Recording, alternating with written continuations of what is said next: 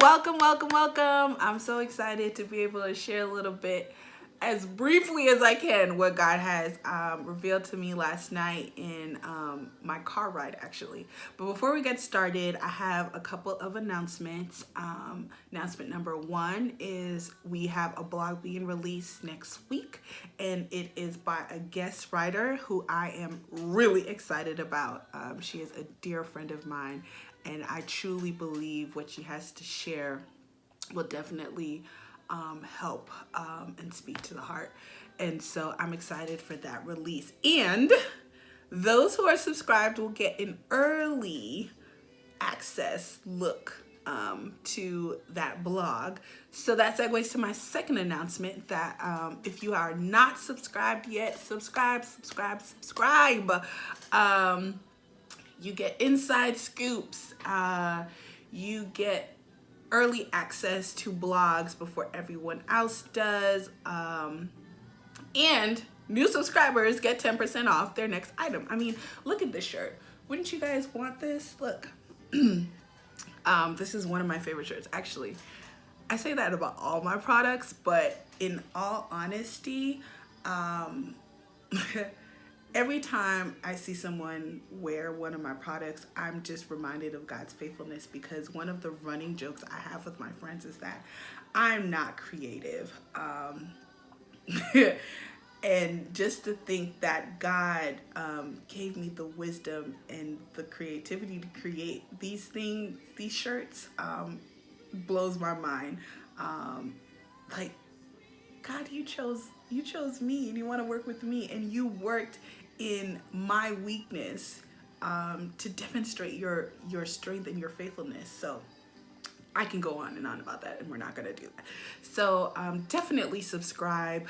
You get 10% off, you get inside scoops, and you get early access to what products are coming out and the blogs. So yeah, I'm ready to jump right in, because I'm going to try to be brief, but you guys know I love to talk. So, which is so, it's so funny, because normally, like, in public, I'm actually really quiet, but I'm a talker. That's nor here or there.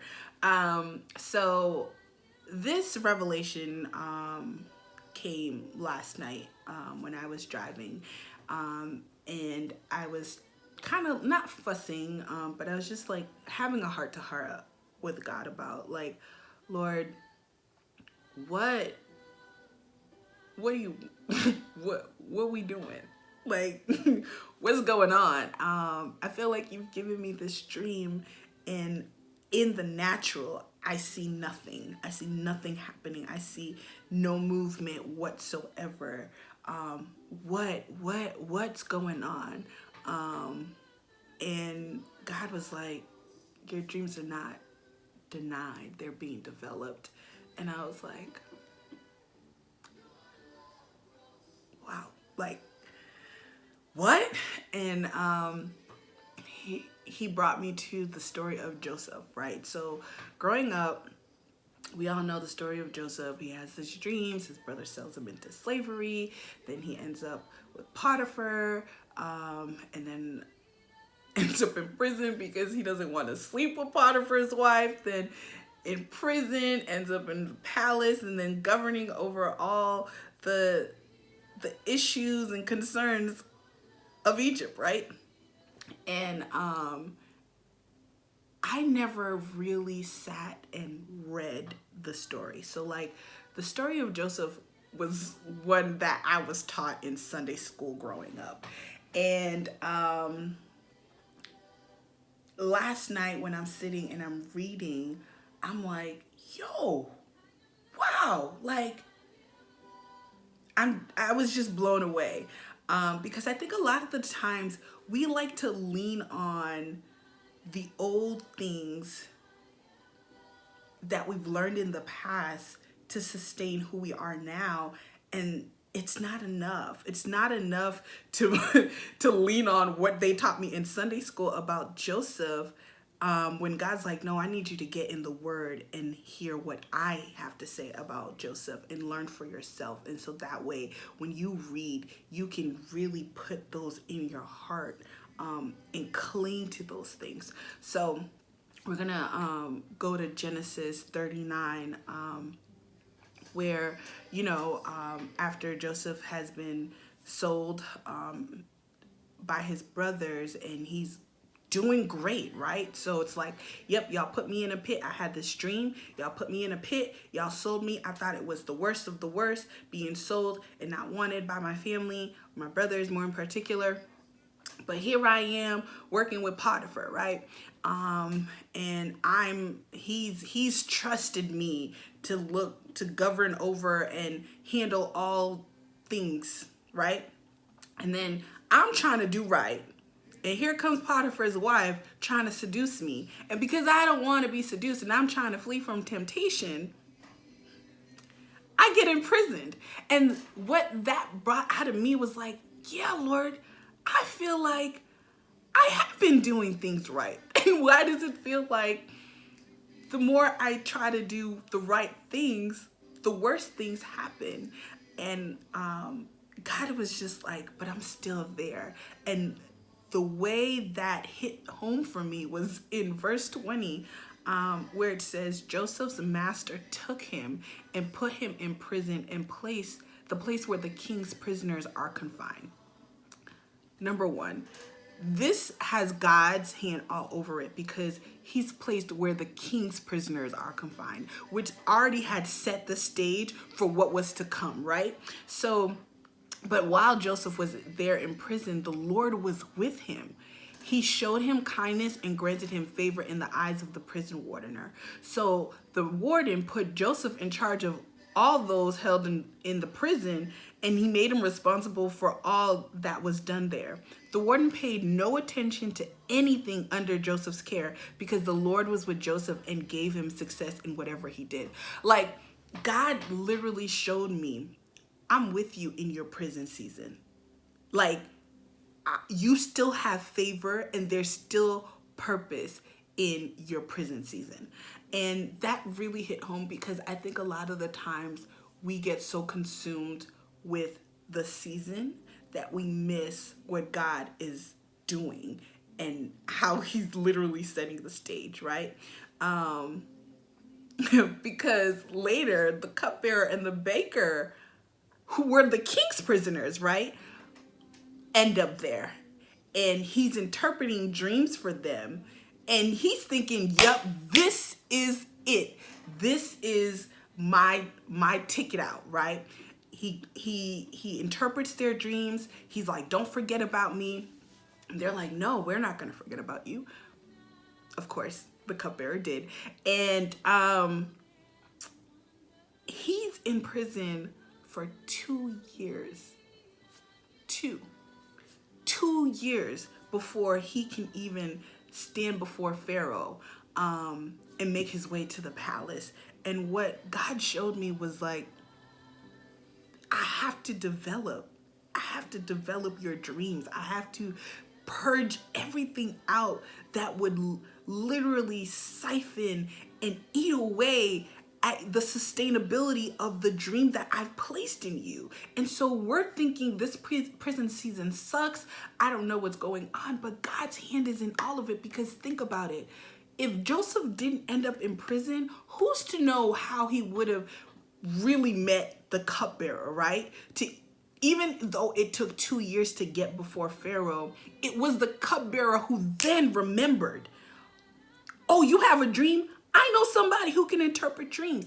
And then on top of that, what was really really hit home for me was the fact that when he finally got before Pharaoh, he took no glory of his own. It was all like, I personally can't interpret your dreams, but God can.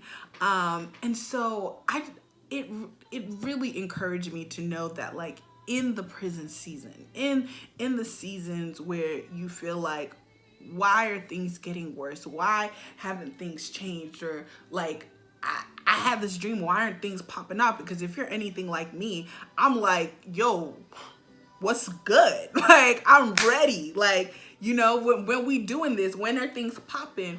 And God's like, I have to develop it, because I think about, like, you know, a baby that's born prematurely spends a lot of time in the hospital to build up its health, right?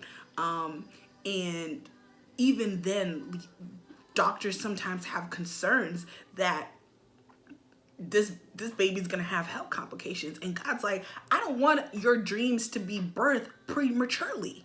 They need to be developed full term, so that way you're not spending all this energy and time trying to breathe life and push this dream along. But if we really allow him to govern and reign over the prison season, and really see his hand and how he's working in those times, it will literally build a solid foundation, one that cannot be broken or rocked or will fall apart, because we stand on the rock.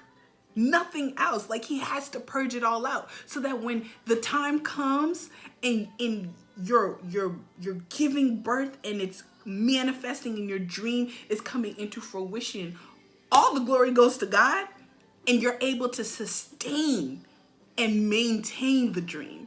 And so I just wanted to encourage you guys, because I know a lot of the times, if you're anything like me, especially in this season for me, I'm just like, Lord, what do you want? And he just reminded me that, like, I'm here with you. I'm building you up. Your dreams are not denied. I'm developing them. So you think it's not gonna happen, but really what God is doing is he's just trying to develop. And then on top of that, that our hopes are not set in the dream, right? Our hope is set on God. And so that way, whatever happens, as long as our eyes are on God, we're not moved or swayed by the events, what happened, what didn't happen, because we know who holds our dream. We know who's developing our dreams. We know who holds it. Who's at the end of it? Who's putting things together? So, like, we don't see it working for our good, but it really does work for our good. There's nothing, not a single thing that happens in your life that God does not work for your good and his glory, because he has to get the glory out of it. So I just want to encourage you, because in the end, the dreams that he had came to pass. And he had to go through it, but it happened. And so I want to encourage you to keep pushing, to keep persevering, to keep enduring, and pressing. Keep pushing. It doesn't feel good. It don't make sense. It really doesn't make any sense. But he's good. And he's God. He gets the glory. And so as long as your eyes and your hope is anchored and set in God, and not the dreams, not the byproducts, not how much money you make or how many people follow you, you're good. Because the moment your hopes are set on your dreams coming into fruition, you're done. Like, because when things are great, you're great. But when they're not, you're a hot mess. And God's like, but if you trust in me, if you set your eyes on me, listen, whatever happens, you know your hope is in God. A God who's consistent, a God who has never left us nor forsake us, a God who makes ways out of no ways, a God whose word doesn't come back void. So if he's giving you that word, if he's giving you that dream, he's giving you that desire and that vision, he will bring it to forth, not you. You're just the vessel he uses, but he will bring it to forth. So I just want to encourage you guys. I'm encouraging myself as well in the season, to just set my eyes and my hope on God, and to know that he's developing my dreams, and my dreams are not denied, but being developed. Love y'all.